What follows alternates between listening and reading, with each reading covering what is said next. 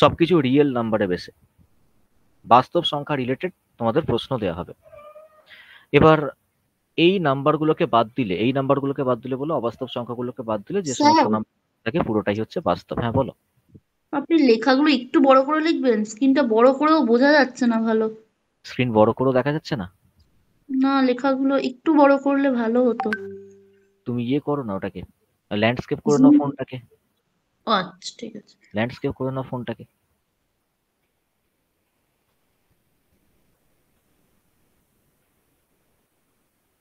এগুলো সব example. Fourth root of কোনো নেগেটিভ নাম্বার, এগুলো সব এক্সাম্পল। নেক্সট হচ্ছে বাস্তব সংখ্যা। বাস্তব সংখ্যা হচ্ছে যে সমস্ত নাম্বারকে নিয়ে আমরা কাজ করি, সেই সমস্ত সংখ্যাগুলোকে আমরা বাস্তব সংখ্যা বলি। যেমন 1 2 3 4 5 6 7, এগুলো সব বাস্তব সংখ্যা। নেগেটিভ দিকে -1 -2, 0 বাস্তব সংখ্যা। কোনো ফ্র্যাকশন রিলেটেড নাম্বার, 1 এর 2 5 এর 3, ঠিক আছে। রেকারিং ডেসিমেল যুক্ত নাম্বার, মানে আবৃত দশমিক যুক্ত নাম্বার, পৌনপুনিক যেটাকে বলি, বাস্তব সংখ্যা।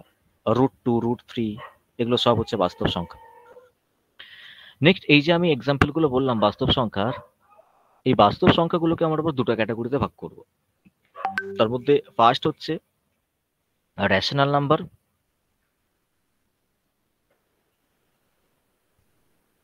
আর 2 হচ্ছে ইররেশনাল নাম্বার।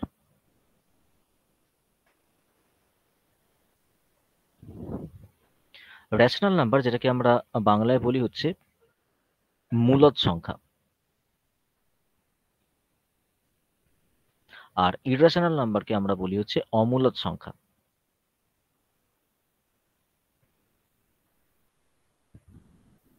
তো মূলদ আর অমূলদ দেখে কিভাবে চিনবো? কোন একটা বাস্তব সংখ্যা যদি দিয়ে দেয়, আমরা কিভাবে বুঝবো যে এটা মূলদ নাকি এটা অমূলদ? মূলদ সংখ্যা আমরা সেই সমস্ত সংখ্যাগুলোকে বলবো যে সমস্ত সংখ্যাগুলোকে পি বাই কিউ আকারে লেখা যাবে, পি বাই কিউ ফর্মে লেখা যাবে, যেখানে পি আর কিউ হচ্ছে কি ইন্টিজার, ইন্টিজার মানে পূর্ণ সংখ্যা। Q is not equal to zero. Q Q মানে যে ডিনোমিনেটর বা হরে বসে থাকবে সে কিন্তু জিরো হলে চলবে না। নিউমারেটর বা লব জিরো হতে পারে, কিন্তু ডিনোমিনেটর জিরো হলে চলবে না। তাই ওখানে লেখা হয়েছে Q is not equal to zero. তো এরকম কিছু নাম্বারের এক্সাম্পল দিই, তাহলে তোমাদের বুঝতে আরো সুবিধা হবে। যেমন আমি বললাম যে 5, 5 নাম্বারটা মূলদ নাকি অমূলদ? তোমার আনসার হবে হচ্ছে মূলদ। কেন মূলদ? কারণ 5 কে তুমি লিখতে পারো 5 5 বাই by 1. 1, হ্যাঁ, মানে ভগ্নাংশ আকারে লেখা যাচ্ছে, তাই 5 সংখ্যাটা হচ্ছে মূলদ সংখ্যা। তার একটা মিনিট। হ্যাঁ হ্যালো, হ্যাঁ হ্যাঁ হ্যাঁ, আমি ক্লাস নিচ্ছি অনলাইনে।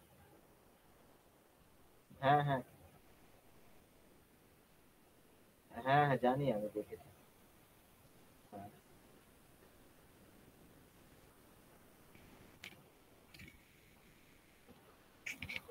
চলো, 5 হচ্ছে একটা কি মূলদ সংখ্যা। 5 কে তাহলে আমরা লিখতে পারি কি 5 বাই 1। এরকম আরো এক্সাম্পল তুমি পাবে।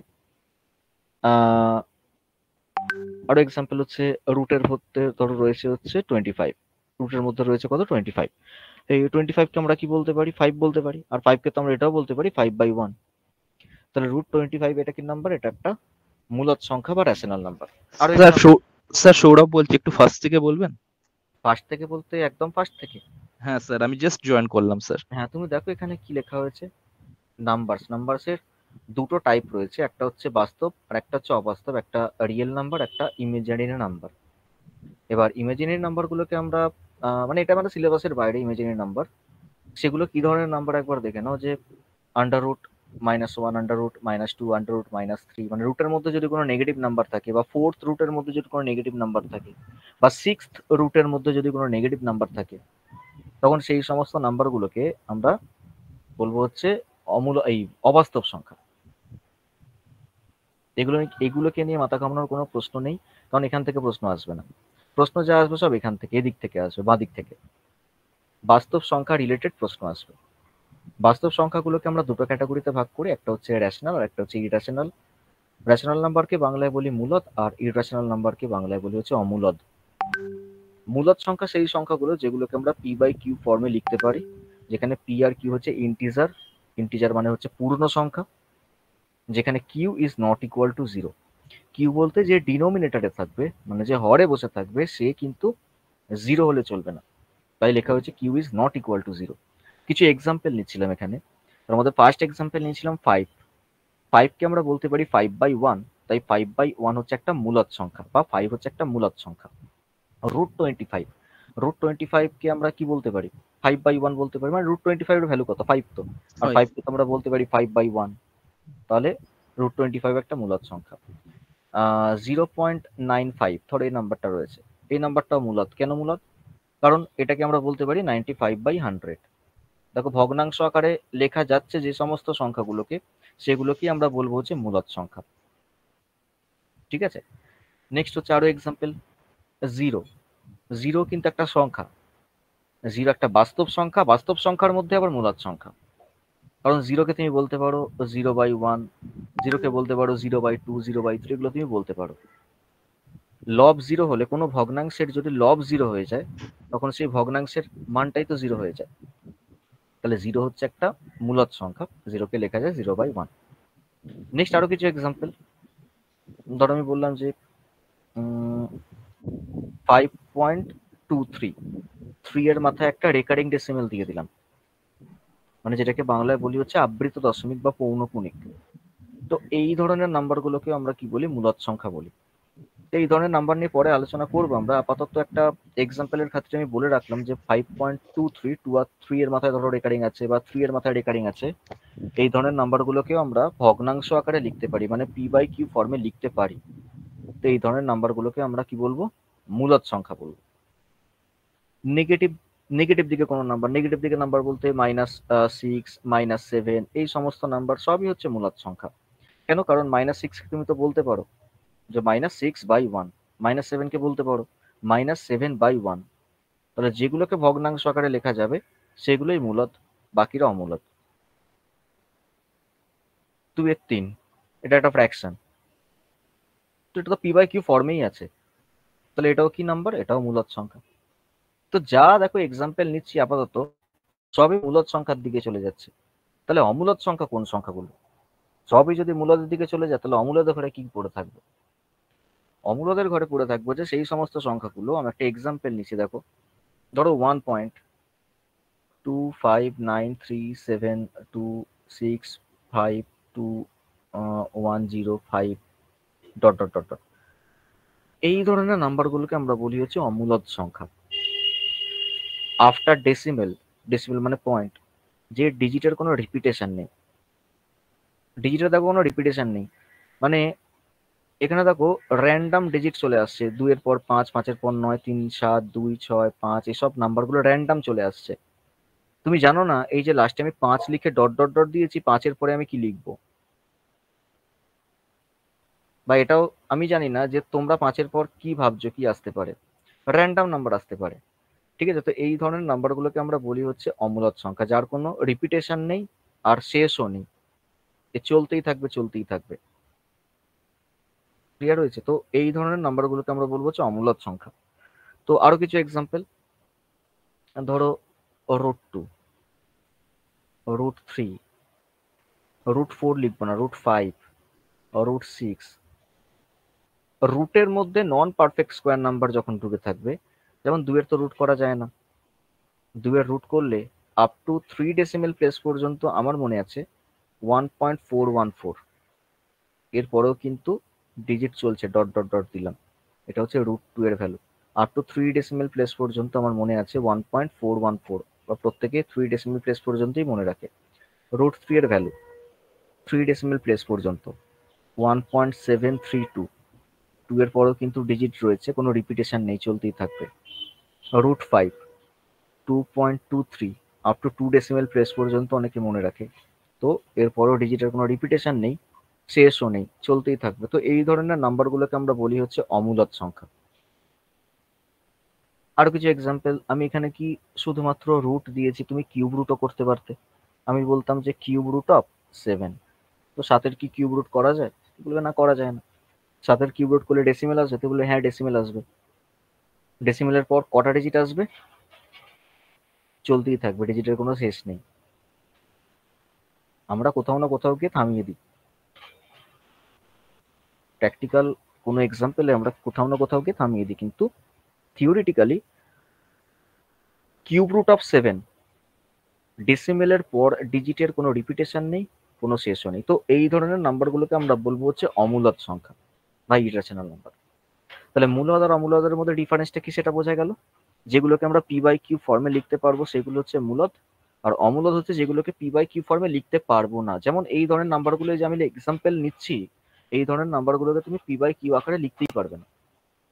আমি এখন যদি তোমাকে প্রশ্ন করি যে এই যে আমি যে নাম্বারটা নিয়েছি 1.25937265, যে নাম্বারটা আমি নিয়েছি, এটার দশমিকটা তুললে নিচে একের পেছনে কটা শূন্য আসবে? তো শূন্য তো চলতেই থাকবে, তাই না? শূন্য তো চলতেই থাকবে। Next example 5.3256953275। আচ্ছা বলো, এই যে নাম্বারটা আমি লিখলাম, এই নাম্বারটা মূলদ নাকি অমূলদ? এই যে নাম্বারটা আমি লিখলাম, এই নাম্বারটা মূলদ সংখ্যা নাকি অমূলদ সংখ্যা? অমূলদ সংখ্যা। এটা হচ্ছে, 5 রিপিট হচ্ছে তো। হ্যাঁ, কোথায় 5 রিপিট হচ্ছে? মাঝে যে 5 আসছে যে। হ্যাঁ স্যার 5 5 তো রিপিট হচ্ছে। তো 5 রিপিট হচ্ছে বলতে তো কোনো না 5 6 এর পর আবার 7 5 রয়েছে, সেই হিসেবে বললাম। 5 তো দুবার চলে এলো, পরপর রিপিট হবে না ডিজিটে? রিপিট হতে হবে।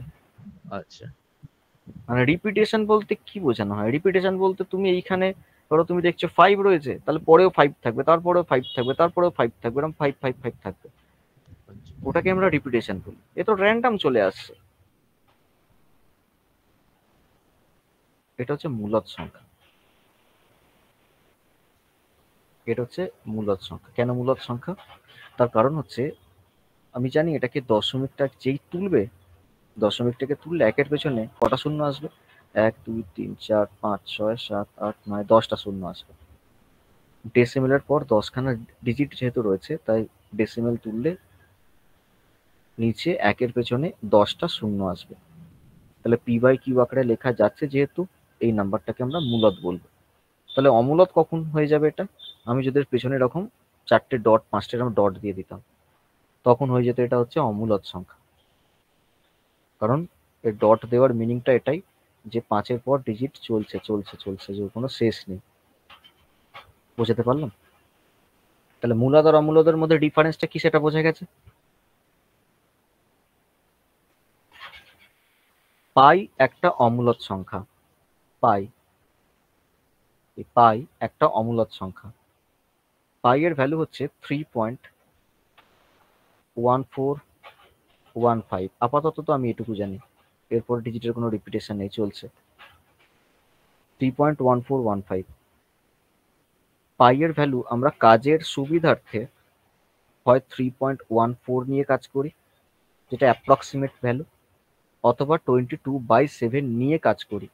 পাই এর এক্সাক্ট ভ্যালু তো 22/7 নয়। পাই এর তো এক্সাক্ট কোনো ভ্যালুই নেই। অমূলদ সংখ্যার এক্সাক্ট কোনো ভ্যালু নেই। কেন নেই? কারণ তো ডিজিটের কোনো শেষই নেই, চলতেই থাকছে চলতেই থাকছে। তাহলে এক্সাক্ট ভ্যালু তো নেই, থিওরিটিক্যালি নেই। প্র্যাকটিক্যালি আমরা কোথাও না কোথাও গিয়ে থামিয়ে দিতে পারি, থিওরিটিক্যালি নেই। তাহলে পাই কি নাম্বার? অমূলদ সংখ্যা একটা। ঠিক আছে, ক্লিয়ার হয়েছে? তাহলে মূলদ আর অমূলদের মধ্যে ডিফারেন্স কি সেটা বোঝা গেছে আশা করি। এবার মূলদ সংখ্যাগুলোকেও আমরা আবার দুটো ভাগে ভাগ করি, যেটা আমি পরের পেজে দেখাচ্ছি।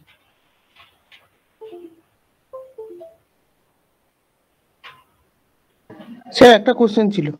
বলো। এমন অনেক সংখ্যা আছে যেগুলোকে আমরা পি বাই কিউ তে করতে পারি, কিন্তু সেগুলোতে আমরা ডিভাইড করলে পয়েন্টে চলে আসবে, সেই মানে মিলবেই না। আমি যেমন একটা সংখ্যা দিয়ে দেখছিলাম, ওপরে 7 নিচে 4। হ্যাঁ, সেই ক্ষেত্রে তো সেটা তো পি বাই কিউ তে করা যাচ্ছে, কিন্তু ওপরে 7 সেটা তো নিচে 4 অমূলদ হয়ে যাচ্ছে। ওপরে 7 নিচে 4 বললে তো, নাকি ওপরে হ্যাঁ 4 হ্যাঁ, নিচে 7? না এইটাই। এটাই তো, তো এটা তো মিলে যাবে, 4 দিয়ে ভাগ তো মিলে যাবে গো, 4 একে 4 তো ভাগ মিলে যাবে। না না, নিচে 7 আছে, সরি, নিচে 7 তাই আছে। তো বলছি তো। আমি ওই একটা এক্সপেরিমেন্ট করছি।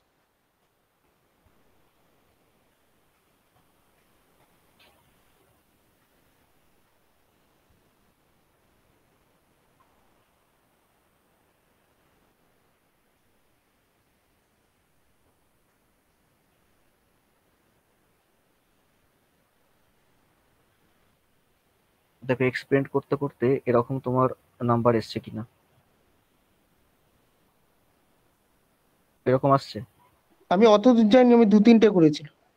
করার পর দেখবে যে রিপিটেশন হচ্ছে, এই যে 571428, 571428, 571428, আবার দেখো 57। কারণ এই যে 7 এর পর আমি যদি তোমাকে জিজ্ঞাসা করি আচ্ছা বলো এর পরে কি আসবে, তুমি বলতে পারবে কি পারবে না বলো? হ্যাঁ, 14285। 1428 আসবে, আসবে তো নাকি? আবার 5714, মানে তুমি এখানে জানো যে কি রিপিট করছে। আচ্ছা আচ্ছা, তো ঠিক এই আছে। ধরনের নাম্বারগুলোকে আমরা মূলদ সংখ্যা বলবো। এরও কিন্তু কোনো শেষ নেই, চলতেই থাকছে চলতেই থাকছে, এরও কিন্তু কোনো শেষ নেই। কিন্তু আমি জানি যে 8 এর পরের নাম্বারটা কি, 8 এর পরের নাম্বারটা আবার 5 আসবে। ঠিক আছে। তাহলে এই ধরনের নাম্বারগুলোকে আমরা মূলদ সংখ্যা বলবো। এগুলোকে আমরা বলি হচ্ছে রেকারিং ডেসিমাল যুক্ত নাম্বার, পৌনঃপুনিক দিয়ে রিপ্রেজেন্ট করা হয় এইরকম ভাবে 0.571428, পুরোটার মাথায় এরকম বার দিয়ে দিতে হয়। তার মানে কি বোঝানো হচ্ছে এখানে, 571428টা বারবার কি হবে, রিপিট হবে। যেমন আমি এখানে এক্সাম্পলে দিয়েছিলাম, আমি বললাম এটা পরে বলবো, পরে আলোচনা করবো এটা নিয়ে।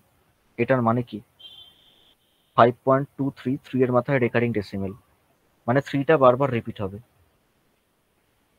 বুঝতে পেরেছো আমি কি বললাম? হ্যাঁ স্যার, ক্লিয়ার। তো এইগুলো সব মূলদ সংখ্যার ক্যাটাগরিতে পড়ছে।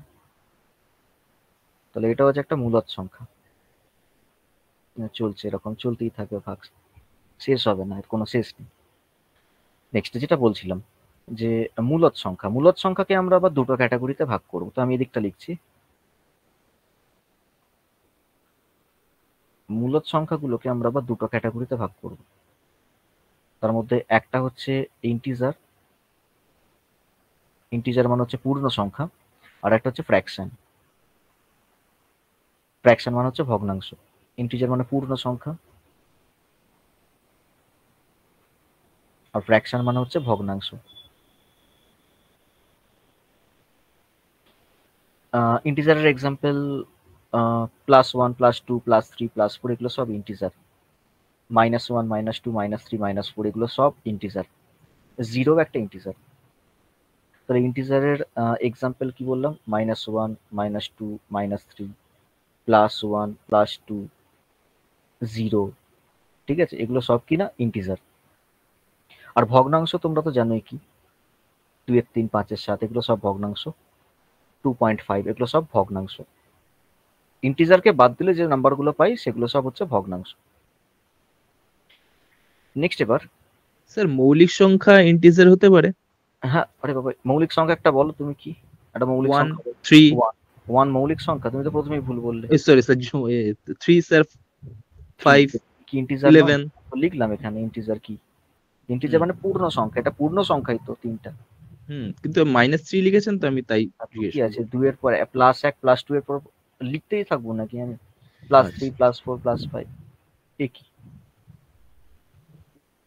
বলে দিচ্ছি তো। -1, -2, -3, -4, -5, এগুলো সব মূলত। +1, +2, +3, +4, এগুলো সব মূলত।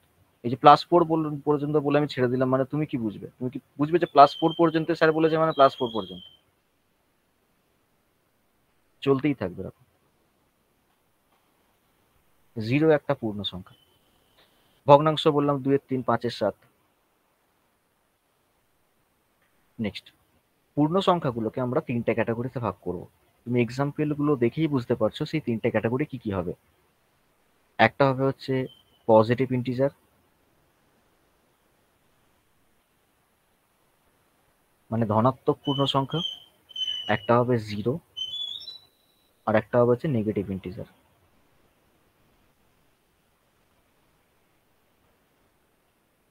একটা পজিটিভ ইন্টিজার মানে ধনাত্মক পূর্ণ সংখ্যা,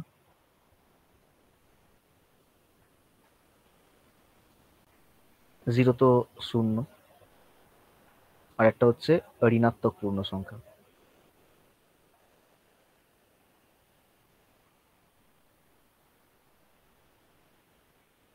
পজিটিভ ইন্টিজারের এক্সাম্পল আর দিলাম না, এগুলো সব পজিটিভ ইন্টিজার, +1 +2 +3 +4 এগুলো সব পজিটিভ ইন্টিজার, জিরো তো জিরোই হয়।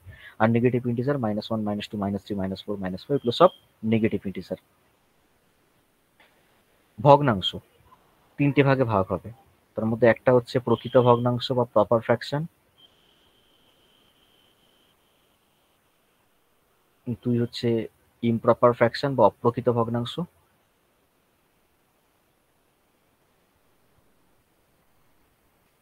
আর তিন হচ্ছে মিক্সড ফ্র্যাকশন মানে মিশ্র ভগ্নাংশ। প্রপার ফ্র্যাকশনের এক্সাম্পল, যে ভগ্নাংশের লব ছোট হর বড়, যেমন 3/7, লব ছোট হবে হর বড় হবে। ইমপ্রপার ফ্র্যাকশন, যে ভগ্নাংশের লব বড় হবে হর ছোট হবে, যেমন 5/3। মিক্সড ফ্র্যাকশন 2/3/7 এরকম টাইপ। তাহলে মূলদ সংখ্যার ক্যাটাগরিগুলো বোঝা গেল, ইন্টিজার আর ফ্র্যাকশন, ইন্টিজার কোনগুলোকে বলি, ফ্র্যাকশন কোনগুলোকে বলি, কি কি টাইপের ইন্টিজার রয়েছে। তিনটে টাইপের ইন্টিজার আছে, পজিটিভ, জিরো, নেগেটিভ। ফ্র্যাকশন তিনটে টাইপের আছে, প্রপার, ইমপ্রপার, মিক্সড। ঠিক আছে, নেক্সট এবার যেগুলোকে আমরা পজিটিভ ইন্টিজার বলি, পজিটিভ ইন্টিজার স্টার্টিং হচ্ছে 1 থেকে, 1 2 3 4 5 6 এগুলো সব পজিটিভ ইন্টিজার। তো যেগুলোকে আমরা পজিটিভ ইন্টিজার বলি সেগুলোকেও আমরা আবার ন্যাচারাল নাম্বারও বলি বা কাউন্টিং নাম্বারও বলি। ছোটবেলায় আমরা নাম্বার কাউন্টিং কোত্থেকে শিখেছি? 1 থেকে। তাই আমরা সেই 1 2 3 4 5 6 এগুলোকে আমরা বলি হচ্ছে কাউন্টিং নাম্বার বা ন্যাচারাল নাম্বার। ন্যাচারাল নাম্বারকে বাংলায় বলি আমরা স্বাভাবিক সংখ্যা বা পজিটিভ ইন্টিজার, সব একই জিনিস, খালি নাম চেঞ্জ হচ্ছে, মিনিং একই। যাই পজিটিভ ইন্টিজার সেটাই ন্যাচারাল নাম্বার, সেটাই কাউন্টিং নাম্বার। তাহলে আমি এর নিচে লিখে দিলাম ন্যাচারাল নাম্বার।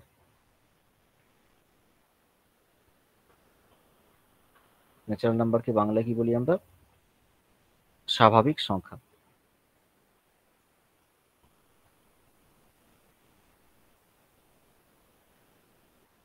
ওকে, নেক্সট পেজে যাচ্ছি। তাহলে এখানে নাম্বারগুলোকে আমি একটু লিখছি। ন্যাচারাল নাম্বার,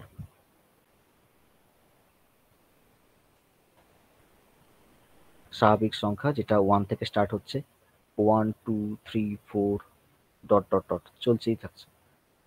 1 নাম্বার লিখলাম। 2 নাম্বার হচ্ছে হোল নাম্বার। হোল নাম্বারকে আমরা বাংলায় বলি হচ্ছে অখণ্ড সংখ্যা। এটার আবার স্টার্টিং হয় 0 থেকে। হোল নাম্বারের স্টার্টিং হবে হচ্ছে 0 থেকে। 0 1 2 3 4 5 চলতেই থাকবে, কোনো শেষ নেই। তাহলে ন্যাচারাল নাম্বারের সঙ্গে যদি তুমি 0 কে ইনক্লুড করে দাও তাহলে সেটা একটা হোল নাম্বারে সেট হয়ে যায়। আমি যদি বলি প্রথম 100 খানা ন্যাচারাল নাম্বার মানে কোথা থেকে শুরু কোথায় শেষ, তুই বলবে 1 থেকে শুরু 100-তে শেষ। কিন্তু আমি যদি বলি প্রথম 100টা হোল নাম্বারের শুরু কোথা থেকে কোথায় শেষ, তুমি বলবে 0 থেকে শুরু, শেষ হবে হচ্ছে 99-এ গিয়ে। কারণ 99 পর্যন্ত লেখা মানে কিন্তু 100টা নাম্বার ফুলফিল হয়ে যায়, কারণ তুমি তো 0 থেকে স্টার্ট করছো।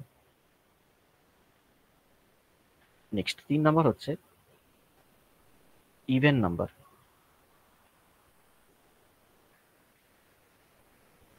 মানে জোড় সংখ্যা।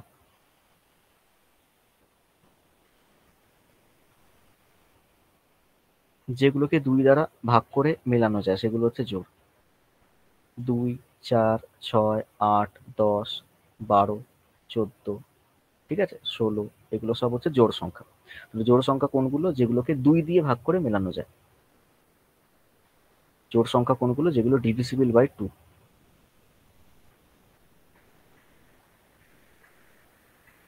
4 নাম্বার বিজোড় সংখ্যা বা অড নাম্বার।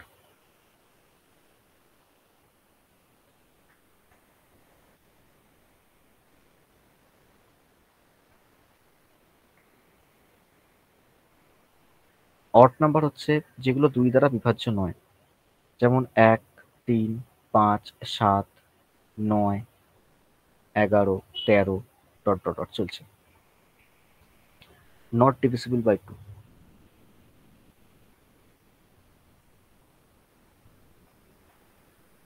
তাহলে ইভেন আর অড শুধুমাত্র কোনগুলো 2 দিয়ে ডিভিজিবল আর কোনগুলো 2 দিয়ে ডিভিজিবল নয় তার মধ্যেই সীমাবদ্ধ। নেক্সট আসবো হচ্ছে 5 নাম্বার, প্রাইম নাম্বার।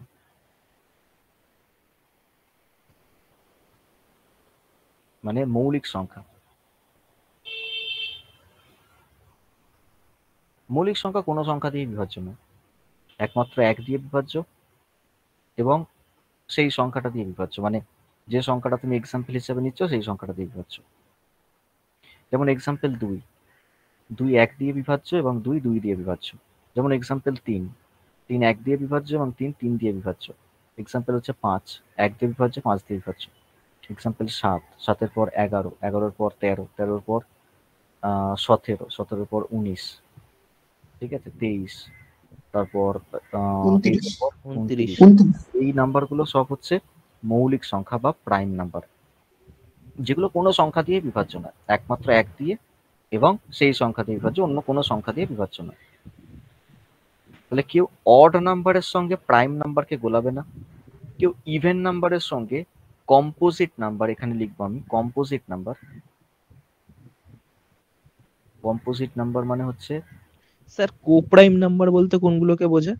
বলছি সবকিছু, যৌগিক সংখ্যা। কম্পোজিট নাম্বার মানে হচ্ছে যৌগিক সংখ্যা। কম্পোজিট নাম্বার কোনগুলো? যেগুলো 1 এবং সেই সংখ্যা ছাড়াও অ্যাটলিস্ট অন্য কোনো আর সংখ্যা দিয়ে বিভাজ্য হয়ে যাবে। তাহলে কম্পোজিট নাম্বার হচ্ছে সেই সমস্ত সংখ্যাগুলো যেগুলো 1 এবং সেই সংখ্যা দিয়ে তো বিভাজ্য হচ্ছেই হচ্ছে, এটা ছাড়াও মিনিমাম আরো একটা নাম্বার দিয়ে বিভাজ্য হয়ে যাবে, এরকম নাম্বারগুলোকে আমরা কম্পোজিট নাম্বার বা যৌগিক সংখ্যা বলি। যেমন মিনিমাম যৌগিক সংখ্যা হচ্ছে 4, 4 এর পর 6, তারপর 8, 9, 10, 12, 14, 15, 16, ঠিক আছে, এগুলোকে আমরা কি বলবো? সব যৌগিক সংখ্যা বলবো বা কম্পোজিট নাম্বার বলবো। তাহলে এখানে আমি যে 3 নাম্বার, 4 নাম্বার, 5 নাম্বার আর 6 নাম্বারে যে ইভেন অড প্রাইম কম্পোজিটের এক্সাম্পল গুলো নিলাম, এখানে কিন্তু কোনো নেগেটিভ নাম্বারকে নিয়ে কাজ করা হয়নি। হয়েছে? নেগেটিভ নাম্বার কোথাও এক্সাম্পলে দিয়েছি? কোথাও এক্সাম্পলে আমি কিন্তু নেগেটিভ নাম্বার দিইনি। তো এটা মনে রাখবে যে ইভেন নাম্বার বা অড নাম্বার এটা ডিফাইন হবে শুধুমাত্র নাম্বারটা যদি ন্যাচারাল নাম্বার হয় সেই ক্ষেত্রে। মানে আমি কোনো একটা নাম্বারকে ইভেন নাম্বার বা অড নাম্বার তখনই বলতে পারবো যদি সেই নাম্বারটা একটা ন্যাচারাল নাম্বার হয়। ন্যাচারাল নাম্বার মানে 1 2 3 4 5 6 এই টাইপের নাম্বার হয়। তাহলে আমি যদি তোমাকে প্রশ্ন করি যে -4 এটা কি ইভেন নাম্বার? এটা তো 2 দিয়ে মিলে যায়। তখন তুমি বলবে না, এটা ইভেন নাম্বার না। কেননা ইভেন বা অড হতে গেলে আগে নাম্বারটাকে ন্যাচারাল নাম্বার হতে হবে, তারপরে আমি বলবো যে এটা ইভেন নাকি অড। -4 যেহেতু ন্যাচারাল নাম্বার নয়, তাই -4 কে আমরা ইভেন নাম্বার বা অড নাম্বারের ক্যাটাগরিতেই আনবো না। বুঝতে পারলে আমি কি বললাম? প্রাইম আর কম্পোজিটের ক্ষেত্রেও তাই। প্রাইম নাম্বার আর কম্পোজিট নাম্বার ডিফাইন হবে শুধুমাত্র ন্যাচারাল নাম্বারের ক্ষেত্রেই। আগে নাম্বারটাকে ন্যাচারাল হতে হবে, তবে আমি ডিসাইড করবো এটা প্রাইম নাকি কম্পোজিট।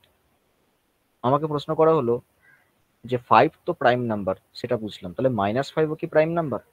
যেমন তুমি বলবে না, -5 প্রাইম না কম্পোজিট ওটা তো ডিফাইনই হবে না যতক্ষণ না পর্যন্ত যে নাম্বারটা বলা হলো সেই নাম্বারটা ন্যাচারাল নাম্বার হচ্ছে। তো -5 যেহেতু ন্যাচারাল নাম্বার না, তাই -5 প্রাইম নাম্বারের বা কম্পোজিট নাম্বারের ক্যাটাগরিতেই আসবে না।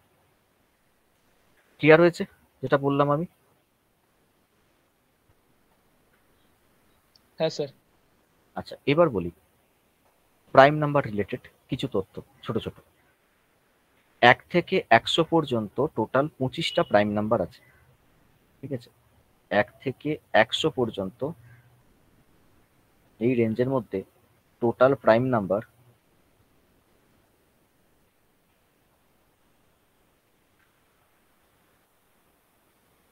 আছে হচ্ছে 25টা। তাহলে বলো তো 1 থেকে 100 পর্যন্ত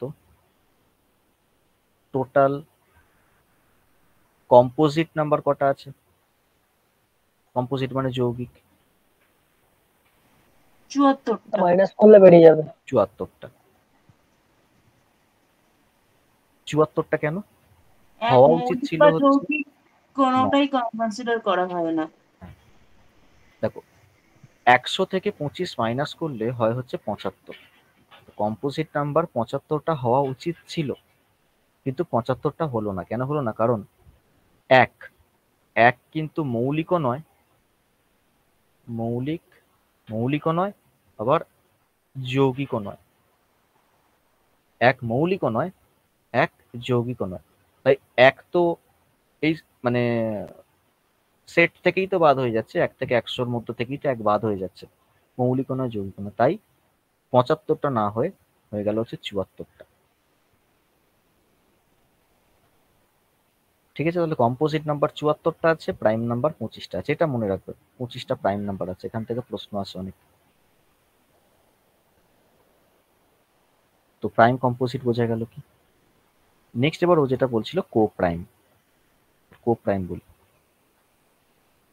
কো প্রাইমের কনসেপ্ট নাম্বার সিস্টেমে তো রয়েছে, তার পাশাপাশি এলসিএম এইচসিএফ ও তোমরা কিন্তু কো প্রাইমের কনসেপ্ট দেখতে পাবে। কো প্রাইম কি? বাংলায় যেটাকে বলি আমরা পরস্পর মৌলিক,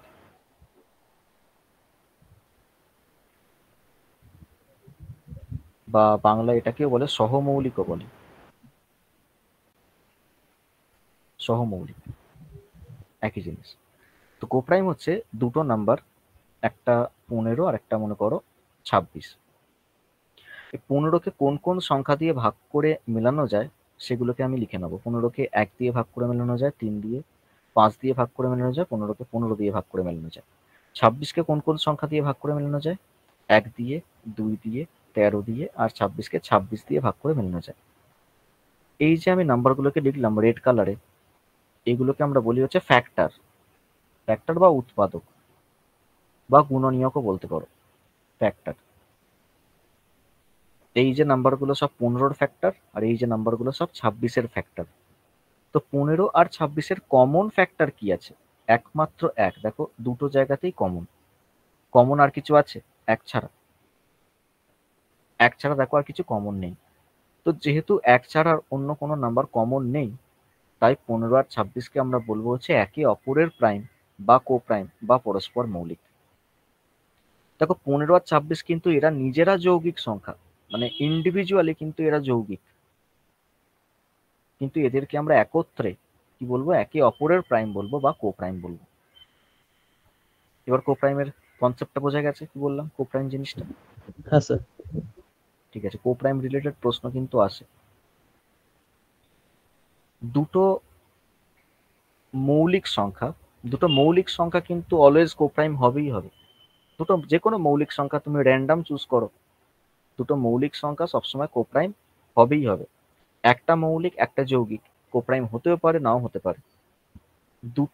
দুটোই যৌগিক সংখ্যা, কো প্রাইম হতেও পারে নাও হতে পারে। যেমন এখানে যে আমি এক্সাম্পলটা নিলাম, দুটো যৌগিক সংখ্যা নিয়েছি 15 আর 26কে, তারা কিন্তু একে অপরের প্রাইম হলো, কো প্রাইম হলো। এমনও হতে পারে যে দুটো যৌগিক সংখ্যা নিলাম যারা নন কো প্রাইম নয়, এরকম নাম্বারও হতে পারে। যেমন আমি একটা নাম্বার 15 আর একটা নাম্বার যদি 25 নিয়ে নিই, তখন কি হবে? 15 আর 25-এর মধ্যে কমন ফ্যাক্টর 1 ছাড়াও 5 ঢুকে যাবে, নন কো প্রাইম হয়ে যাবে তখন তারা। তাহলে আশা করি কো প্রাইমের কনসেপ্ট বোঝা গেছে। তো কো প্রাইম সম্পর্কে আরো দুটো তথ্য। 1 নাম্বার, দুটি কো প্রাইম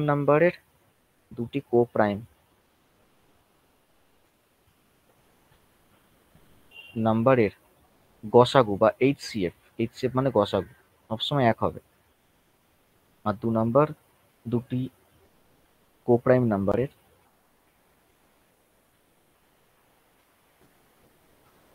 এলসিএম ওই দুটো কো প্রাইম নাম্বারের গুণফল হবে, মানে প্রোডাক্ট বা গুণফল। ক্লিয়ার হয়েছে? দুটো কো প্রাইম নাম্বারের এইচসিএফ কি আর এলসিএম কি।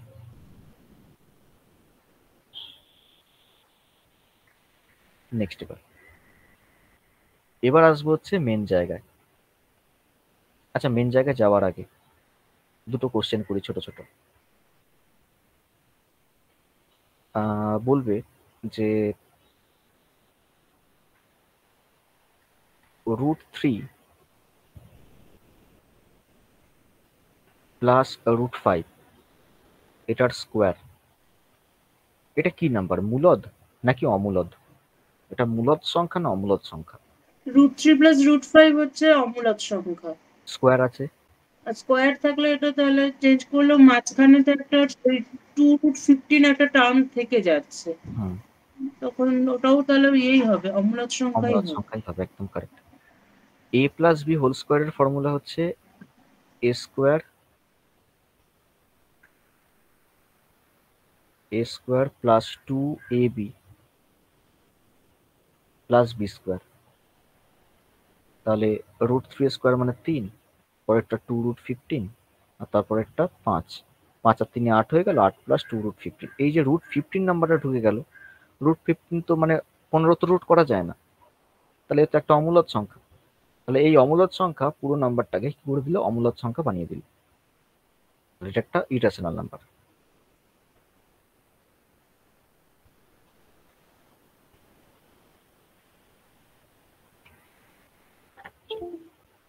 এক মিনিট।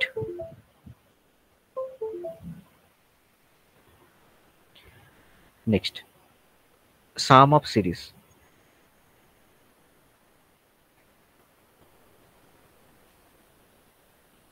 কিছু সিরিজের সাম, তার মধ্যে 1 নাম্বার হচ্ছে কনজিকিউটিভ ন্যাচারাল নাম্বারের সাম, 1 প্লাস 2 প্লাস 3 প্লাস 4, এই করতে করতে চলছে আপ টু n টার্মস পর্যন্ত যোগ করতে দিয়েছে। Formula n into n plus 1/2, যেখানে n কি, n হচ্ছে সিরিজের যতগুলো টার্ম থাকবে বা নাম্বার অফ টার্ম। একটা এক্সাম্পল নিই, যেমন 1 প্লাস 2 প্লাস, আচ্ছা সিরিজটা কিন্তু 1 থেকেই স্টার্ট হবে, 1 plus 2 plus 3 plus 4 plus 5 plus এই করতে করতে আমি যোগ করছি 20 পর্যন্ত। তো এখানে যেহেতু 20খানা সংখ্যা আছে, তাই n এর জায়গায় আমরা 20 বসাচ্ছি। তাহলে 20 ইন্টু n প্লাস 1 মানে 21/2, ক্যালকুলেট করলে 10 ইন্টু 21, 210 হয়ে যাবে হচ্ছে যোগফল। তাহলে 1 থেকে 20 পর্যন্ত যোগ করলে আসবে কত, 210। ফর্মুলা ফেলে দেবো খালি n এর মানটাকে।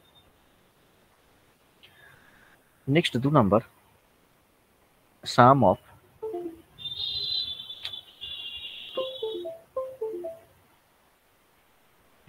একটা মিনিট, হ্যাঁ,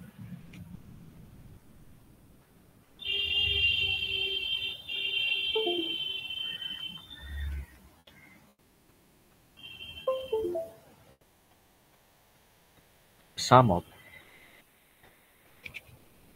consecutive even number, sum of consecutive even number। তো ইভেন নাম্বারের স্টার্টিং কোত্থেকে হয়, 2 থেকে, তাই সিরিজের স্টার্টিং 2 থেকেই হওয়া চাই। 2 plus 4 plus 6 plus even number যেহেতু 8 প্লাস 10 প্লাস এই করতে করতে ডট ডট ডট দিলাম আপ টু n টার্মস। এই যে আমি লিখছি শেষে আপ টু n টার্মস, এটার মিনিং কে বুঝতে পারছো, কে পারছো না আগে বলো তো, একটুখানি শুনে নিই একবার।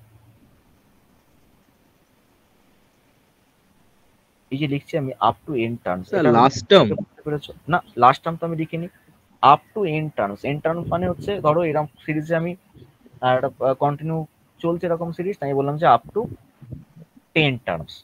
আপ টু 10 টার্মস, 10 টার্মস মানে কি 10খানা টার্ম তোমাকে লিখতে হবে এই সিরিজে। মানে যততম অবধি সংখ্যা আমরা নিচ্ছি সেইটাকে n টার্ম বলা হচ্ছে, মানে এবার n এর ভ্যালু যে কোনো কিছু 10 হতে তাহলে পারে, এখানে স্যার। হ্যাঁ 74 হতে পারে, 100, মানে যত অবধি টার্ম নিচ্ছি হ্যাঁ সেইটাকে আমরা n টার্ম বলছি। হ্যাঁ, যেমন আমি ধরো এক্সাম্পল দিলাম 2 প্লাস 4 প্লাস 6 প্লাস 8 প্লাস 10, তো n এর ভ্যালু এখানে কত, এখানে n এর ভ্যালু কত, 5 10 n এর ভ্যালু 5, n এর ভ্যালু 5, 5 5খানা টার্ম আছে এখানে। কতগুলো আচ্ছা টার্ম স্যার, আছে মানে যতগুলো সংখ্যা সেইটাকে টার্ম হিসেবে ধরা হচ্ছে, তাই তো স্যার? ওখানে লেখা তো হয়েছে আপ টু এন টার্মস, মানেটাই তো ওটা। ওইটা, হ্যাঁ, এবার এবার বুঝতে পেরেছি স্যার, ক্লিয়ার হয়েছে। মানে সিরিজে যতগুলো টার্ম থাকবে, সিরিজের শেষে 100 বসে আছে মানে 100 খানা সংখ্যা আছে এরকম নয়। সিরিজের শেষে 10 বসে আছে মানে 10 খানা সংখ্যা লিখেছি সেটা না। সিরিজে কতগুলো টার্ম আছে, কতগুলো সংখ্যা আছে, সেটাই হচ্ছে এন এর মান। তাই দেখো উপরে একদম লিখে দিয়েছি, এন মান হচ্ছে নাম্বার অফ টার্মস। ক্লিয়ার সবার এবার? তো ফর্মুলা হচ্ছে N into N plus one. এটা ফর্মুলা হচ্ছে N into N plus one. Example নিই, 2 প্লাস 4 প্লাস 6 প্লাস 8 প্লাস 10 করে করে করে করে আমি 20 গিয়ে শেষ করলাম, 20-তে গিয়ে শেষ করলাম এই করে। তো এনের জায়গায় কত বসাবো তাহলে আমি? 10। 10 বসাবো এনের জায়গায়।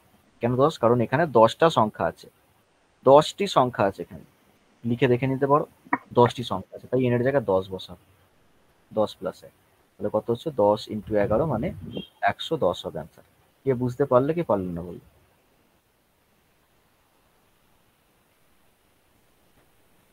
20-তে গিয়ে শেষ করেছি বলে এমন নয় যে এনের জায়গায় 20 বসিয়ে দেবো, মানে 20খানা টার্মই নেই। লিখে লিখে দেখে গুনে লিখে দিতে পারবে তুমি। 10টা সংখ্যা আছে, এনের জায়গায় 10 বসিয়েছি। নেক্সট এবার 3 number. Sum of consecutive odd number.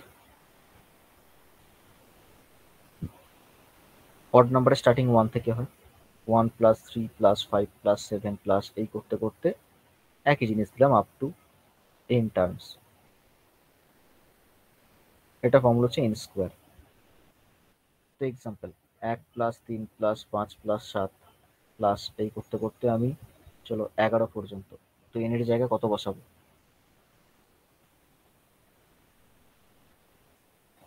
কতগুলো টার্ম আছে, কতগুলো সংখ্যা আছে এখানে? 6 স্যার। 6টা 6টি সংখ্যা যেহেতু আছে তাই n এর জায়গায় 6 বসাবো। 6 স্কোয়ার 36 হবে অ্যান্সার। n এর জায়গায় 11 বসিয়ে ফেলো না তো। n মানে নাম্বার অফ টার্ম, সিরিজে কতগুলো সংখ্যা আছে সেটাই হচ্ছে n এর মান। সবার ক্লিয়ার হয়েছে? হ্যাঁ sir. Next 4 number. Sum of square of consecutive natural number. Sum of square of consecutive natural number মানে এরকম 1 square plus 2 square plus 3 square plus 4 square plus এই করতে করতে আপ টু n টার্মস। এটা formula n into n plus 1 into 2n plus 1 whole divided by 6। এটা formula n into n plus 1 into 2n plus 1 by 6। 1 square 2 square 3 square 4 square এই করতে করতে up to n খানা যদি term পর্যন্ত আমরা যোগ করি, যোগফলের সূত্রটা হচ্ছে n into n plus 1 into 2n plus 1 by 6। Example 1 square plus 2 square plus 3 square plus 4 square plus 10 square. তো n এর জায়গায় কত বসাবো? এখানে কতগুলো টার্ম আছে, কতগুলো সংখ্যা আছে এখানে? 10টা। 10টা। তাহলে n এর জায়গায় 10 বসাবো। 10 ইন্টু 10 প্লাস 1 মানে 11, আবার 2n প্লাস 1 মানে হচ্ছে 21 বাই 6। 3 দিয়ে কাটো 2, 3 দিয়ে কাটো 7, এটা কাটো 5, 5 7টা 35, 385।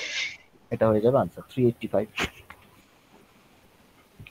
কি বললাম বোঝা গেছে?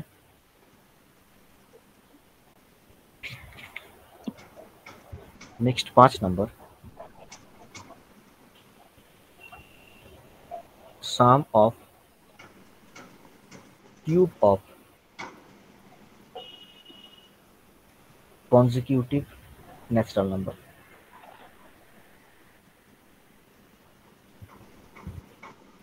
সাম of cube of consecutive natural number মানে 1 এর কিউব প্লাস 2 এর কিউব প্লাস 3 এর কিউব প্লাস এই করতে করতে যাচ্ছে আপ টু n টার্মস পর্যন্ত। এটা ফর্মুলা হচ্ছে n ইন্টু n প্লাস 1/2, যেটা বেরোবে তার মাথায় আবার স্কোয়ার আছে, হোল স্কোয়ার। এক্সাম্পল নিচ্ছি না এখানে, সিম্পলি মানে 4-5টা এক্সাম্পল তো নিয়েছি, সেটা এক্সাম্পল নিচ্ছি না। নেক্সট 6 নাম্বার হচ্ছে সাম অফ এপি সিরিজ। এই এপি এর ফুল ফর্ম হচ্ছে অ্যারিথমেটিক প্রোগ্রেশন।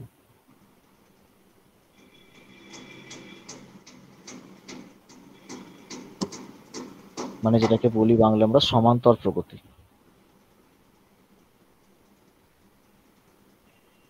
সিরিজটা এরকম দেখতে হবে। ধরো প্রথম টার্ম আমি 4 নিলাম, 4-এর পর নিলাম 7, আমি 3-এর গ্যাপে গ্যাপে যাচ্ছি। 7-এর পর 10, 10-এর পর 13, 13-এর পর 16, 16-এর পর কত 19, 19-এর পর 22, কন্টিনিউ চলছে এরকম, কোথাও না কোথাও গিয়ে শেষ করবে তারা। তো এই সিরিজটাকে আমরা বলি হচ্ছে সমান্তর প্রগতি। দুটো কনজিকিউটিভ টার্মের মধ্যে গ্যাপটা সবসময় কি থাকবে, সেম থাকবে। গ্যাপ সেম বলতে এখানে 3-এর গ্যাপ, পরেরটাও আছে 3-এর গ্যাপ, তারপরেরটাও 3-এর গ্যাপ, 3-এর, দেখো প্রত্যেকটা 3-এর গ্যাপে গ্যাপেই যাচ্ছে।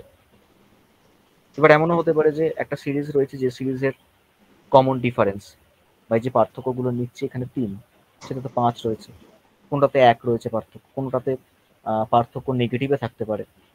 যখন এখানে আমি যে সিরিজটা লিখেছি সেটা হচ্ছে ইনক্রিজিং অর্ডারে রয়েছে। ইনক্রিজিং অর্ডার মানে ছোট থেকে বড় দিকে যাচ্ছে, 4-এর পর 7, 10, 13 এইভাবে আস্তে আস্তে বাড়ছে। এমনও হতে পারে যে ডিক্রিজিং অর্ডারে একটা সমান্তর প্রগতি রয়েছে, উল্টো দিক থেকে লিখলেই হয়ে যাবে, 22, 22-এর পর 19, 19-এর পর 16, 13, 10, 7, 4, এটাও একটা সমান্তর প্রগতি। ওকে, তো এরকম একটা সিরিজ দিয়ে দেবে আর তোমাকে সেই সিরিজের সাম বের করতে হবে বা যোগফল বের করতে হবে। তো কি করে আমরা এই সিরিজের যোগফল বের করব? ফর্মুলা আছে দুটো, আমি সেই দুটো ফর্মুলা লিখে নিচ্ছি এখানে। সাম বের করার প্রথম ফর্মুলা হচ্ছে n/2 into 2a plus n-1 into d, যেখানে n মানে কি, নাম্বার অফ টার্মস, a মানে হচ্ছে সিরিজের ফার্স্ট টার্ম, d হচ্ছে সিরিজে যে ডিফারেন্সটা লক্ষ্য করছি আমরা, যেমন এখানে 3, d মানে হচ্ছে কমন ডিফারেন্স।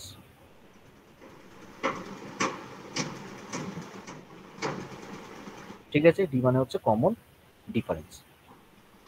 সাম বের করার আরো একটা ফর্মুলা আছে। আচ্ছা, কারোর মাইকটা মনে হয় অন আছে, মাইকটাকে মিউট করো। সাম বের করার আরো একটা ফর্মুলা আছে, সেটা হচ্ছে অ্যাভারেজ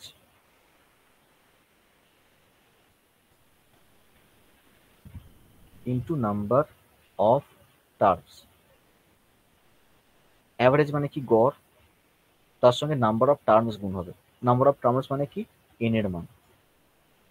নাম্বার অফ টার্মসকে আমরা ডিনোট করি কি দিয়ে, স্মল এন দিয়ে নাম্বার অফ টার্মস ডিনোট করা হয়। এবার অ্যাভারেজ কি, অ্যাভারেজকে বাংলায় বলি গড়। তো কোনো এপি সিরিজের গড় বের করতে আমরা কি করি জানো, সেই এপি সিরিজের ফার্স্ট টার্ম আর লাস্ট টার্ম অ্যাড করে তাকে 2 দিয়ে ডিভাইড করি। তাহলে এপি সিরিজের গড় বা অ্যাভারেজ আমরা কি করে ক্যালকুলেট করি, সিরিজের প্রথম সংখ্যা এবং শেষ সংখ্যা যোগ করে তাকে 2 দিয়ে ডিভাইড করি। মনে থাকবে? ধরো আমি একটা এক্সাম্পল নিচ্ছি, 5, 5-এর পর নিলাম 7, 7-এর পর নিলাম 2-এর গ্যাপে গ্যাপে যাচ্ছে 11, তারপর কত, 11-এর পর 13, 15, 17, 19, চলো আরেকটা টার্ম নিয়ে নিই 21।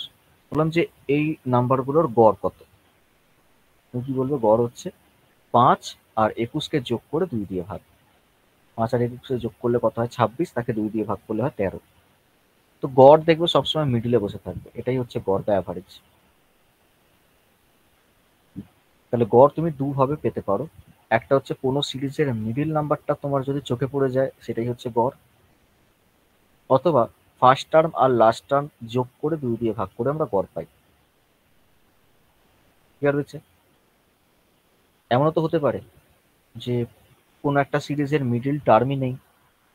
ধরো আমি এই সিরিজে 8খানা টার্ম লিখেছি, এখানে এখানে নখানা লিখেছি, নখানা আছে বলে মিডিল একটা টার্ম রয়েছে, ওদিকে চারটে এদিকে চারটে ভাগ হয়ে গেছে। যদি আমি 8খানা টার্ম লিখতাম তাহলে ওদিকে চারটে এদিকে চারটে ভাগ হয়ে যেত, মিডলে কোনো টার্ম থাকতো না। তখন গড় কি করে ক্যালকুলেট করতাম? পয়েন্টে আসতো। পয়েন্টে আসতো, ফার্স্ট নাম্বার আর লাস্ট নাম্বার যোগ করে 2 দিয়ে ভাগ করে দিতাম। তো এরকম গড় আমরা বের করি। এপি সিরিজের ক্ষেত্রেই ফার্স্ট টার্ম আর লাস্ট টার্ম যোগ করে 2 দিয়ে ভাগ, অন্যান্য ক্ষেত্রে করো না। আবার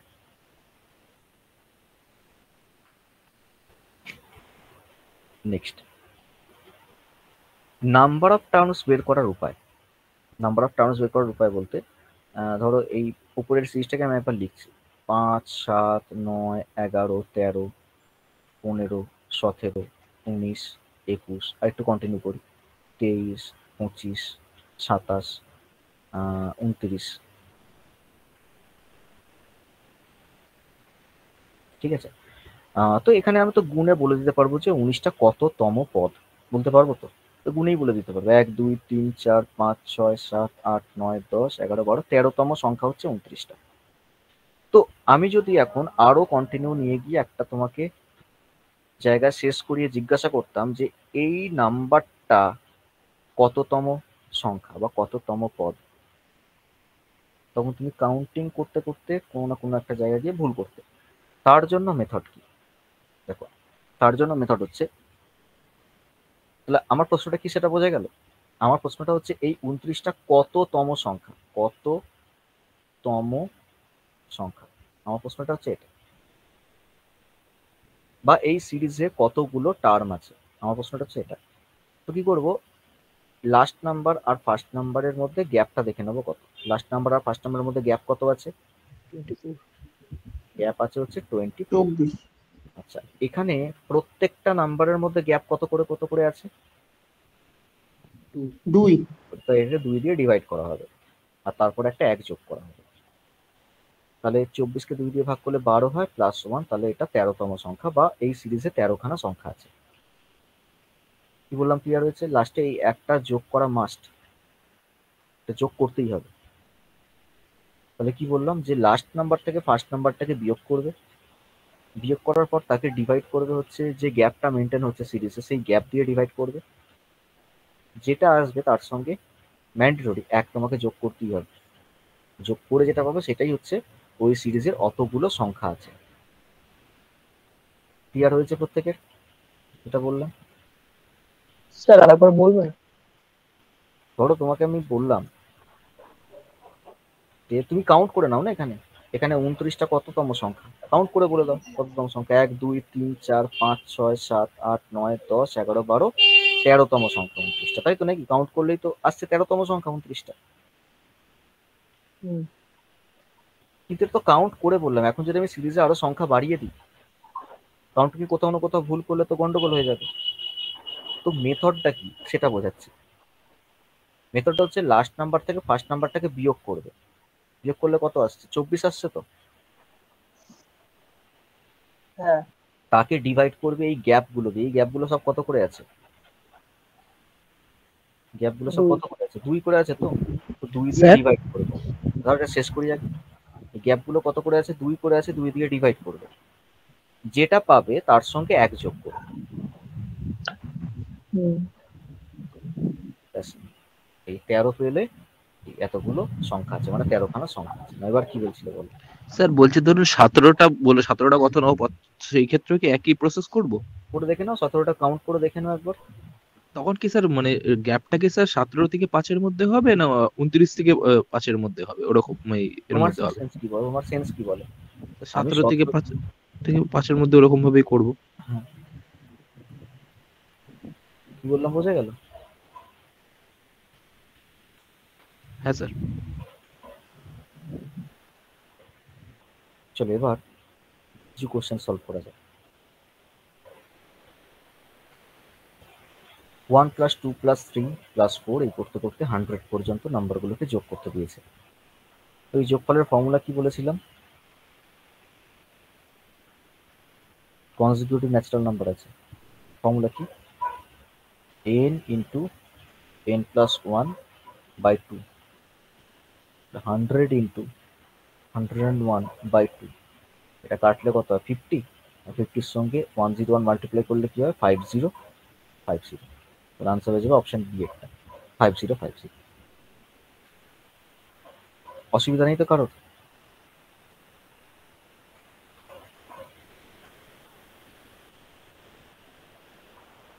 নেক্সট কোশ্চেন বলো, এটা কি নাম্বার? এগুলো সব কি নাম্বার?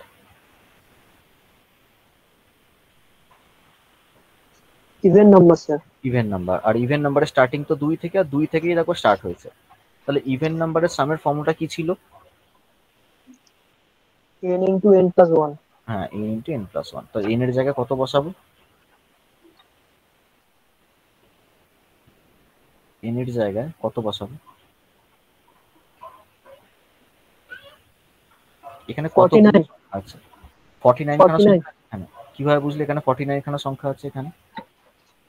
স্যার, ওই যে মেথডটা বলেছে স্যার, 100 থেকে 2 মাইনাস করে তারপর আচ্ছা ডিভাইড। 100 না থেকে 2 সরি, মাইনাস করলাম, তারপর 50 হবে স্যার। তারপর কি 100 থেকে 2 মাইনাস তো করলাম, তারপর ডিভাইড বাই 2 -1 প্লাস 1 2, তারপর +1। প্লাস 1। প্লাস 1 কত আসছে? 50 হবে। 50 খানা টার্ম আছে, একদম তাই। তাহলে n এর জায়গা 50 বসাবো, 50 ইন্টু 51। তাহলে আনসারটা হয়ে যাবে 2550। ক্লিয়ার? কেউ আছে যে বুঝতে হ্যাঁ, পারোনি এরকম? স্যার একবার রিপিট করুন। কোন জায়গাটা বুঝতে পারলেন না বলো, সেই জায়গাটা বলবে। 100 মাইনাস 2/2 যেটা বলছে। 100 মাইনাস 2 এই মাত্র বোঝালাম এর আগে।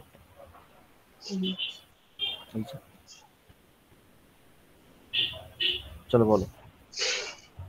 2 এর পর লিখলাম 4, 4 এর পর লিখলাম 6, 6 এর পর লিখলাম হচ্ছে 8, 8 এর পর লিখলাম হচ্ছে 10। এই করতে করতে আমি 100 পর্যন্ত লিখলাম। আর তোমাকে জিজ্ঞাসা করলাম, আচ্ছা বলো দেখি 100টা কততম সংখ্যা? তুমি কি করবে? এই তো শেখালাম এই মাত্র। কি করবো? 100 থেকে 2 কি করব? যোগ না বিয়োগ? বিয়োগ। বিয়োগ করব। যেমন এখানে করা হয়েছে, বিয়োগ করে 24 লেখা হয়েছে, সেরকম বিয়োগ করবে 98। তাকে ডিভাইড করবে গ্যাপগুলো কত করে আছে সেটা দিয়ে।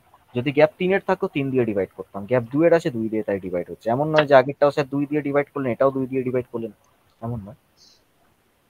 গ্যাপটা যা থাকবে সে গ্যাপ দিয়ে ডিভাইড হবে।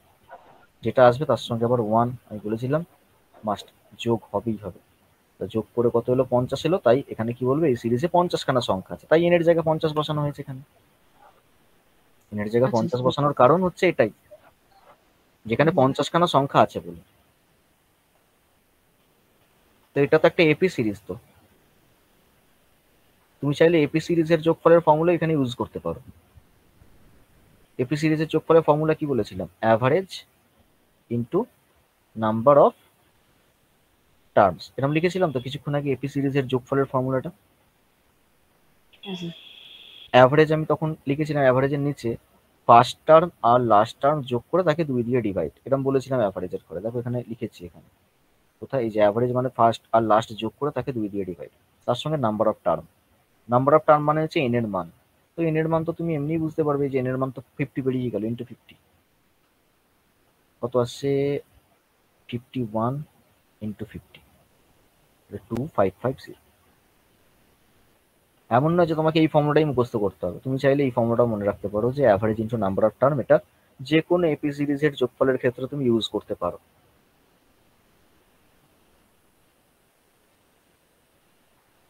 ঠিক আছে স্যার। চলো এবার পরেরটা। এটা কিসের সিরিজ? এটা তো এপি সিরিজ পাওয়া যায়। এপি সিরিজের ফর্মুলা দিয়ে করতে পারো, অথবা তুমি এটা তো অড নাম্বারের সিরিজও বলতে পারো। অড নাম্বার, তো অড নাম্বারের সিরিজের ফর্মুলা কি যোগফলের? n square. n square. Square. এর জায়গায় তাহলে কত লিখবে? n এর জায়গায় কত লিখবো? স্যার 50 হবে স্যার। 50, একদম কারেক্ট, 50 স্কয়ার। তাহলে আনসার হয়ে যাবে 2500।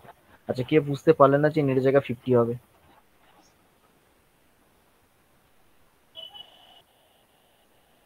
কেউ এমন আছো যে বুঝতে পারলেন না যে n এর জায়গায় প্রত্যেকে স্যার 50 লিখে দিলেন, এমন কেউ আছে?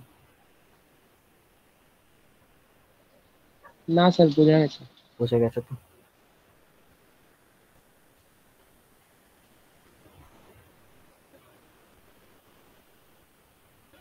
চলো নেক্সট। এটা তো কিছুক্ষণ আগে আমরা আনসার করলাম। 385 এলো n into n plus one into 2n plus one whole by 6। এর মানে হচ্ছে 10 ইন্টু 10 প্লাস 1 মানে 11 ইন্টু 21 বাই 6। কাটাকুটি করলেই দেখবে চলে আসবে 385। এটার আনসারটা তোমরা ক্যালকুলেট করে বলো কত আসছে।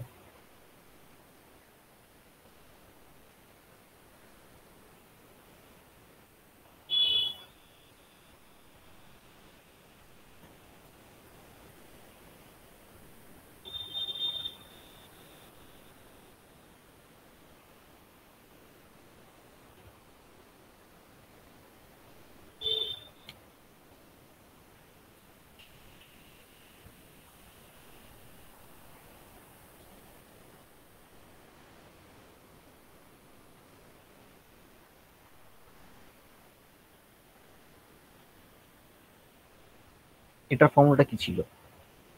কিউবের formula n into n plus one by two তারপর অপশন এ হবে। Whole square. হ্যাঁ, তো n এর জায়গায় বসাবো কত? 10, যেহেতু এখানে 10খানা সংখ্যা আছে। 10 ইন্টু 11/2 যেটা আসবে তার স্কোয়ার, তাহলে 55 স্কোয়ার। 55 ইন্টু 55 ক্যালকুলেট করে নেবে, 55 স্কোয়ার 3025 আসবে।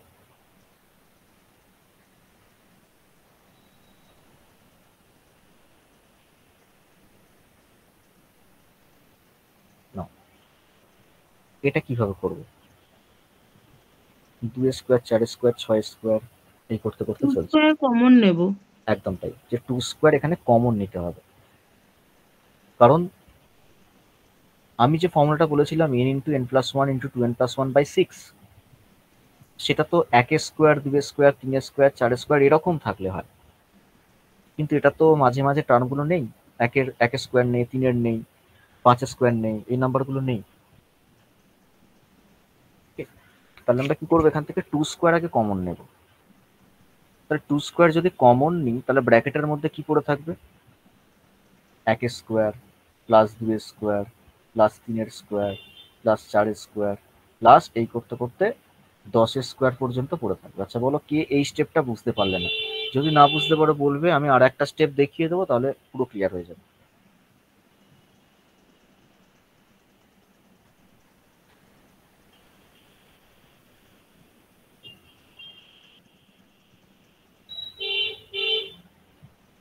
ঠিক আছে, কি বললাম ক্লিয়ার হয়েছে? অসুবিধা নেই তো? চলো নেক্সট। এবার এখান থেকে তাহলে 2 স্কোয়ার 4 যদি আমরা বাইরে লিখি, তাহলে এই পার্টটার মান কিছুক্ষণ আগে আমরা বের করলাম 385, তো ওটাকে এখানে ইউজ করে দিলাম। 385 এর সঙ্গে 4 মাল্টিপ্লাই করলে যেটা হবে সেটা আনসার। তো কত আসছে আনসার? 1540। 1540।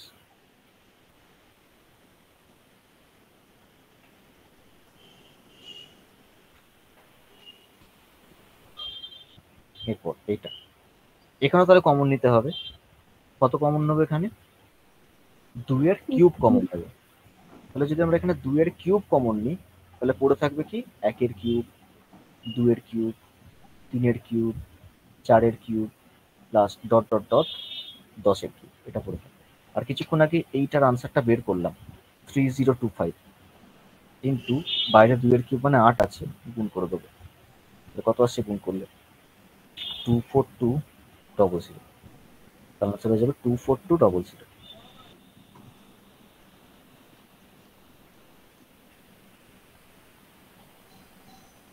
নেক্সট। এবার এই যে প্রশ্নটা, এই প্রশ্নটাতে তুমি কি কমন নিতে পারবে কিছু?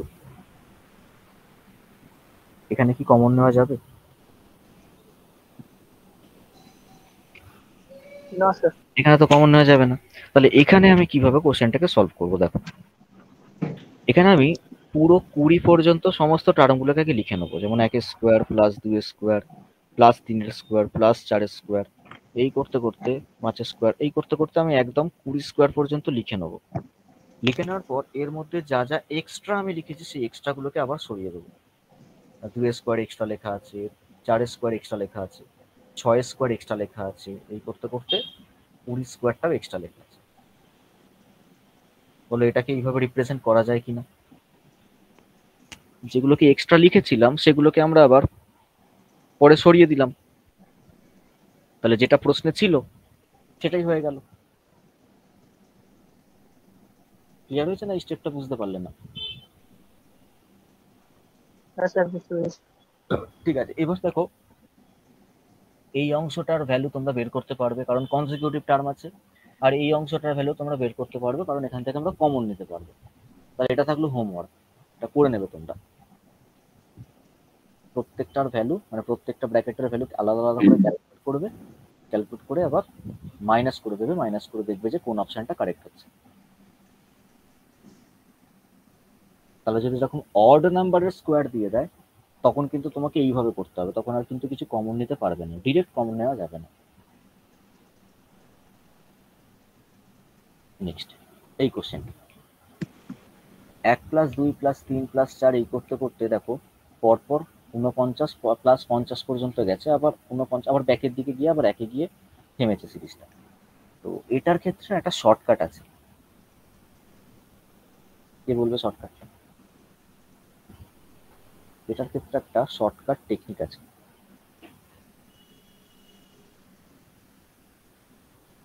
মাঝের টার্মটা দেখতে পাচ্ছ, একদম মাঝে কে বসে আছে? 50। 50, তো ওই 50 স্কোয়ার করে দিলেই হয়ে যায়, মনে থাকবে। কিন্তু কিভাবে 50 স্কোয়ারই কেন করবো দেখো, এটাকে একটু এক্সপ্লেন করি। 1 + 2 + 3 + 4 প্লাস এই করতে করতে চলছে 49 + 50 প্লাস আবার 49 plus dot dot dot plus 3 plus 2 plus 1। তো বলো এই জায়গা টোটাল তো 49 খানা টার্ম আছে, আর এই জায়গা টোটাল 49 খানা টার্ম আছে। তো আমি কি করছি দেখো, এই একের সাথে এই 49টাকে যোগ করছি, তাহলে কি আসবে? একটা 50 আসবে। আবার কি করছি, 2 এর সঙ্গে এখানে একটা 48 পাবো, এই 48টাকে যোগ করলে আবার একটা 50 পাবো। এই 3 এর সঙ্গে এইখানে একটা 47 পাবো, যোগ করলে আমি আবার একটা 50 পাবো। এই করতে করতে বলো তুমি এরকম 50 তুমি কটা পাবে? 49 খানা 50 পাবে তো। 50 তুমি কটা পাবে? 49 খানা 50 পাবে, আর ওপরেও একটা 50 আছে বসে, সেই 50টাকে নিলে টোটাল 50 খানা 50 পাই। এবার টোটাল 50 খানা 50কে যোগ তাড়াতাড়ি কিভাবে করতে হয়? 50 মাল্টিপ্লাই করে। তার মানে তো 50 স্কোয়ার হয়ে যায়, তাহলে আনসার হয়ে যাবে 2500। তাহলে এর শর্টকাটটা এটাই যে সিরিজটা স্টার্টিং 1 থেকেই হতে হবে, মাঝে কোথাও গ্যাপ দেওয়া চলবে না, কন্টিনিউ থাকতে হবে এরকম, কোথাও না কোথাও গিয়ে থামবে, তারপর আবার ব্যাকে একে গিয়েই শেষ হবে। তো যেখানে গিয়ে ব্যাকটা হচ্ছে একদম হাইয়েস্ট টার্মটা বা মিডিল টার্মটা, তার আমরা কি করে দেবো? স্কোয়ার করে দেবো, যেটা আসবে সেটাই আনসার। ক্লিয়ার সবার? কোনো অসুবিধা?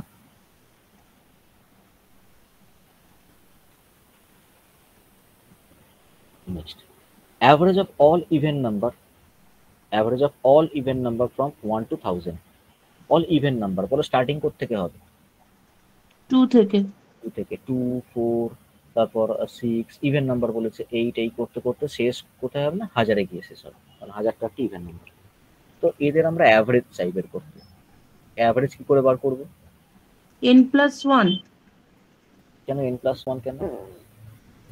মানে পরপর যে অ্যাভারেজ তো n+1ই হয়। কেন আমি তো এইমাত্র শেখালাম যে এখানে নাম্বার অফ টার্ম স্যার বের করতে 501 হবে স্যার, হ্যাঁ এবার এখানে লাস্ট নাম্বার আর first number by 2। Last number আর ফার্স্ট নাম্বারের মাঝখানে কি সাইন? ও প্লাস স্যার। কিন্তু সেটা তো স্যার কনসিকিউটিভ নাম্বার হলে। কে বলেছে? আমি তো ও লিখে না, গ্যাপটা সমান থাকলেই হবে। দিই, কোথায় লেখালাম? এই যে এপি সিরিজ হ্যাঁ, থাকলেই গ্যাপটা হবে। সমান থাকলেও হবে। কমন ওখানে ডিফারেন্স আছে 2 এর পর 4, 4 এর পর 6, 6 এর পর 8, গ্যাপ সেম আছে। গ্যাপ সেম থাকলেও হবে। ব্যবহার করবো এই যে লেখা আছে ফার্স্ট টার্ম আর লাস্ট টার্ম যোগ করে 2 দিয়ে ডিভাইড। তাহলে এখানে তাই করবো, ফার্স্ট টার্ম আর লাস্ট টার্ম যোগ করে তাকে 2 দিয়ে ডিভাইড, তাহলে আনসার হয়ে যাবে হচ্ছে কত? 501। এটা যে কোনো ক্ষেত্রে কাজ করবে। আর তুমি যেটা বললে n+1, ওটাও কারেক্ট। ওটা শুধুমাত্র ইভেন নাম্বারের ক্ষেত্রে কাজ করবে।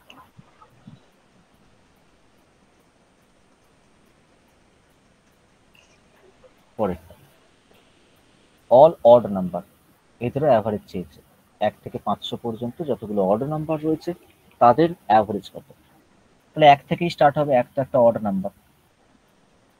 তারপরে 1-এর পর 3, 5, 7, 9, 11, 13 এই করতে করতে চলছে। শেষ কোথায় কি হবে? 499 499 এদের অ্যাভারেজ কি করে বের করব? ফার্স্ট নাম্বার আর লাস্ট নাম্বার অ্যাড করে তাকে 2 দিয়ে ডিভাইড, 250।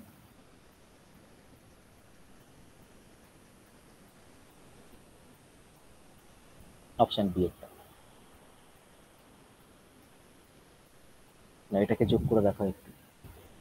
51 থেকে শুরু করে 100 পর্যন্ত নাম্বারগুলোর যোগফল। 51 থেকে শুরু 100 পর্যন্ত নাম্বারগুলোর যোগফল। 100 আর 51 যোগ করে 2 দিয়ে ভাগ করে দিতে। আমরা তো অ্যাভারেজ পেলাম। 100 আর 51 যোগ করে 2 দিয়ে ভাগ করলে তো অ্যাভারেজ হয়ে যাবে। এপি তো, এপি সিরিজ তো। 51 পর 52, 1-এর গ্যাপ, আবার 1-এর গ্যাপ, আবার 1-এর গ্যাপ করে করে যাচ্ছে। AP series. তুমি যদি 51 আর 100 যোগ করে 2 দিয়ে ডিভাইড করে দাও, সেটা অ্যাভারেজ বেরিয়ে যাবে। তো অ্যাভারেজ ওপরে ওর সঙ্গে 50 গুণ করলে সাম বেরিয়ে যাবে। একদম তাই। তো এটা যেহেতু একটা এপি সিরিজ, তো এপি সিরিজের সামের ফর্মুলা কি? Average into number of term. Terms. Average তো এইমাত্র বললাম যে ফার্স্ট নাম্বার আর লাস্ট নাম্বার যোগ করে তুমি তাকে 2 দিয়ে ডিভাইড করে দাও। আর নাম্বার অফ টার্ম, এখানে কতগুলো টার্ম আছে তোমরা দেখেই বুঝতে পারছো। এখানে 50 খানা টার্ম আছে। 51 থেকে শুরু 100 শেষ, 50 খানা সংখ্যা আছে। কিন্তু 50 করে দাও, তাহলেই হয়ে যায়। 50 থেকে নাম্বার অফ টার্ম, এন এর মান, এন এর মান। তাহলে 151/2 ইন্টু 50, তাহলে 151 ইন্টু 25 ক্যালকুলেট করে যেটা হবে সেটা আনসার 3775। অপশন এ এটার আনসার বলি। একই টাইপের কোশ্চেন, আগেরটা যেমন 1-এর গ্যাপে ছিল, এখানে 4-এর গ্যাপে গ্যাপে আছে। এখানে 4-এর গ্যাপে গ্যাপে আছে। আগেরটা 1-এর গ্যাপে গ্যাপে ছিল, এটা 4-এর গ্যাপে গ্যাপে আছে।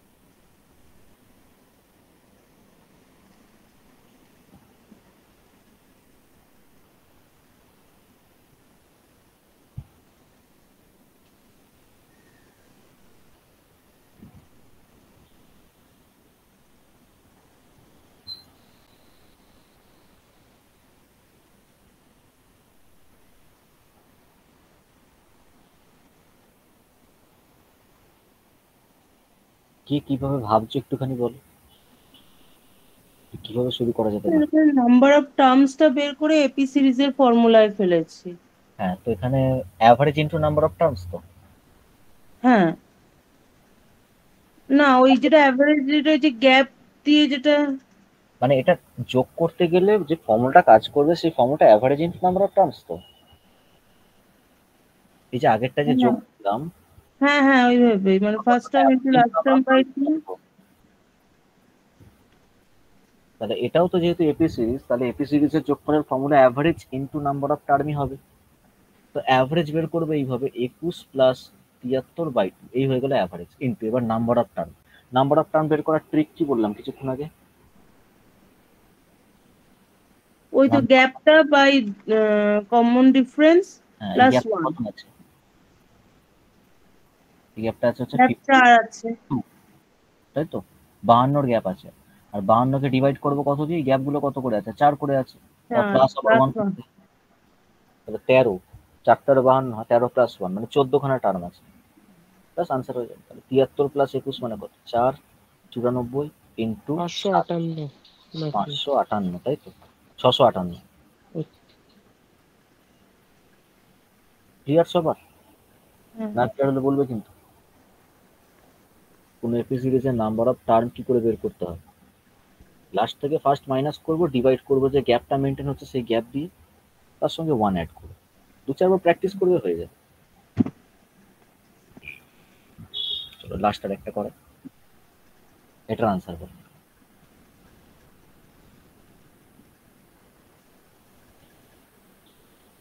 দেখো এই কোশ্চেনটাতে কিন্তু এন এর মানটা দিয়ে রেখেছে।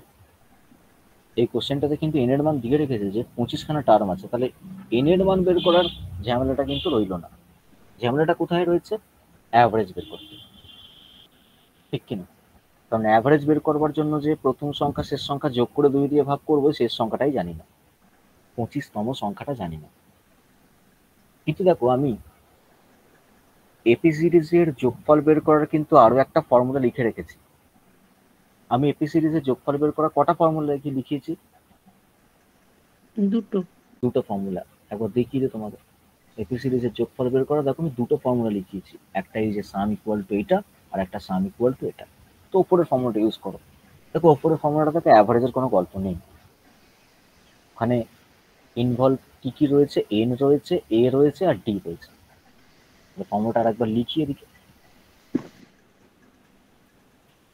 সাম বের করার ফর্মুলা হচ্ছে n/2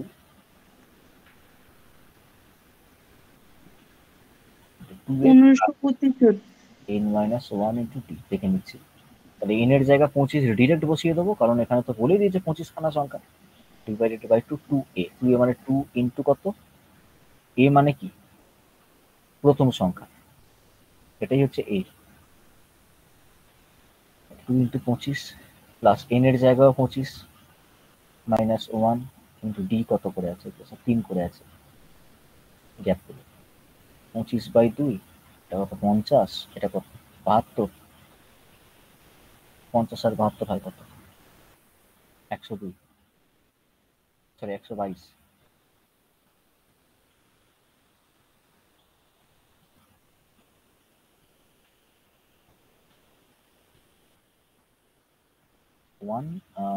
কত আসছে? 1475, 155 এটা আসছে 1525। বলো ক্লিয়ার হয়েছে? হ্যাঁ কি না?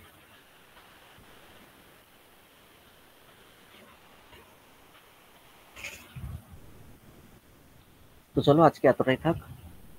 এখানে আর যা যা কোশ্চেন আছে একটু বাড়িতে দেখে নিও, চেষ্টা করো, না পারলে আমি বলে দেবো ক্লাসে। ওকে, এটা পাঠিয়ে দিচ্ছি আমি।